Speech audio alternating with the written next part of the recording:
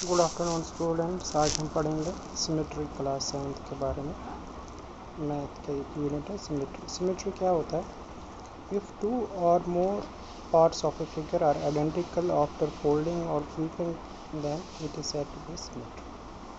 To be symmetrical the two halfs of a shape must be same shape and size. तो ये क्या होता है? ये होता है कि सिंपल से इसमें क्या होता है कि सिमेट्री हम कहते हैं कि जब कोई आपके पास कोई चीज़ है, मान लो आपके पास कोई पेपर है, आपने उसको फोल्ड किया। फोल्ड इस हिसाब में करना है कि जो उसके दो हिस्से होंगे ना, वो एक दूसरे के बराबर होने चाहिए, उनकी शेप भी बराबर होनी चाहिए, साइज़ भी बराबर होना चाहिए। उसको हम कहते हैं सिमेट्री। सिमेट्री हो गया एक तह में, ठीक है। जैसे कि फॉर एग्जांपल अगर आपके पास एक सेब होगा, सेब को आप अगर बिल्कुल बीच में से काटोगे ना, तो वो जो दो हिस्से होंगे वो आइडेंटिकल लगते हैं, तो उसको कहते हैं हम सिमेट्रिकल फिगर्स। अब देखो यहाँ पे दिया है सिमेट्रिक और एसिमेट्रिक। एसिमेट्रिक क्यों दिया है? देखो सिमेट्री में दोनों, जब इसको बीच में एक लाइन डाली है, मान लो इसको दो हिस्से किए हुए हैं, दोनों हिस्से एक दूसरे के बराबर है, शेप भी बराबर है और साइज़ भी बराबर है। लेकिन दूसरे वाले में देखो एक साइज़ छोटा है, दूसरा साइज़ बड़ा है, एक बिल्कुल सिमेट्री नहीं आ रही, एक जैसे के साथ नहीं आ रहे। तो ये यहाँ पे एग्जांपल दिए है सिमेट्रिक और एसिमेट्रिक में। हाँ, इफ़ द शेप इज़, अगर शेप तो दो फिगर्स अगर सेम शेप साइज है, सिमेट्री है, तो उनको सिमेट्रिकल फिगर्स कहते हैं। अगर सिमेट्री नहीं है तो एसिमेट्रिकल फिगर्स कहते हैं। Line of symmetry. अब लाइन ऑफ सिमेट्री क्या होता है? सिमेट्री तो मैंने आपको समझा दिया। अब ये लाइन ऑफ सिमेट्री क्या होता है? It is an imaginary line which divides the image into two equal halves. It could be horizontal, vertical or diagonal. There could be one or more than one line of symmetry in a figure. अब मैं आपको इसको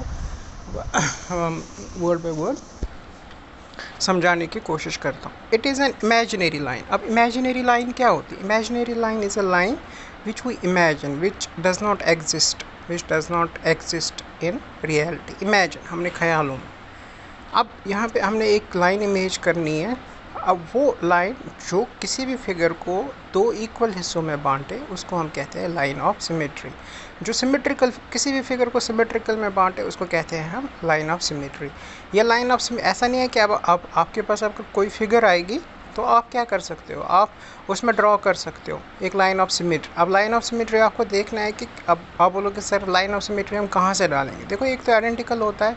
अगर आपके पास सेब होगा, आपको खुद ब खुद पता लग जाता है कहाँ मैं इसको काटूंगा, कहाँ मैं चाकू से इसको हिस्से करूँगा ताकि ये दोनों सेम आए, ठीक है। इसी तरह से अब अगर आपको कोई फिगर है, आपको नहीं, तो आपको क्या करना है, वहाँ उस ऐसे डालनी है आपको वो लाइन ऑफ सिमेट्री या लाइन ऑफ सिमेट्री इमेजिन करनी है जहाँ पे बराबर हिस्से हो।